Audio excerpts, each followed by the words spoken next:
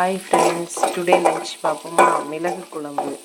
இதில் வந்து என்னென்னா, கிளைமேட் கொஞ்சம் சேஞ்ச் ஆகிறதுனால இன்றைக்கி இந்த குழம்பு சிம்பிளாக முடிச்சுக்கலான்னு முடிவு பண்ணிட்டேன்.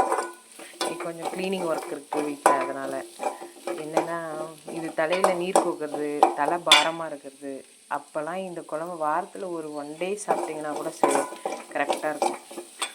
வந்து மிளகு, ஜீரகம், சோம்பு ஒவ்வொரு ஸ்பூன் எண்ணெயில் நல்லா ஃப்ரை பண்ணி தேங்காவோட போட்டு அரைச்சிக்கணும்.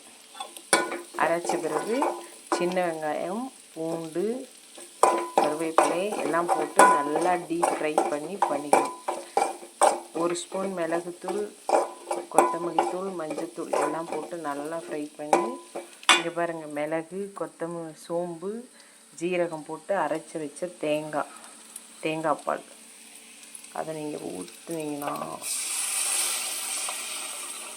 இது வந்து தலைவலி, சளி பிடிச்சதுக்கு, பின்னாடி மண்டை நீர் கோர்த்தது, அதெல்லாம் சூப்பராக ரிலாக்ஸாக இருக்கும் இந்த மிளகு குழம்பு. இதில் வந்து மிளகு நல்லா ஆட் பண்ணிக்கலாம். நல்லா எண்ணெயில் டீப் ஃப்ரை பண்ணிக்கலாம். மிளகு, ஜீரகம், சோம்பெல்லாம் போட்டு பண்ணி இந்த குழம்பு மட்டும் வச்சு சாப்பிட்டு பாருங்கள். சுட சுட சாதத்துக்கு எவ்வளோ டேஸ்ட்டாக இருக்கும்.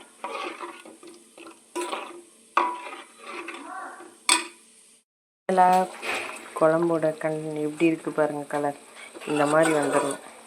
இதை ஒரு டைம் செஞ்சு சுடு சாப்பாட்டில் போட்டு சாப்பிட்டு எனக்கு கமெண்ட் பண்ணுங்கள் எப்படி இருக்குது.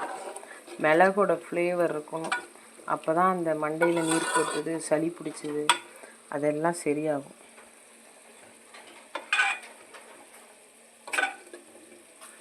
ஸ்கூலுக்கு டைம் ஆச்சு. எங்கள் பாப்பாவுக்கு தக்காளி சாதம் கேட்டான்னு தக்காளி சாதம் பண்ணிகிட்ருக்கேன்.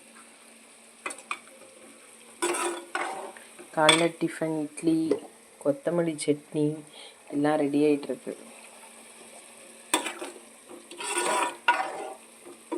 இந்த ரெசிபி செஞ்சு பார்த்துட்டு எப்படி இருக்குன்னு கமெண்ட் பண்ணுங்கள், சப்ஸ்கிரைப் பண்ணுங்கள், ஃபாலோ பண்ணுங்கள்.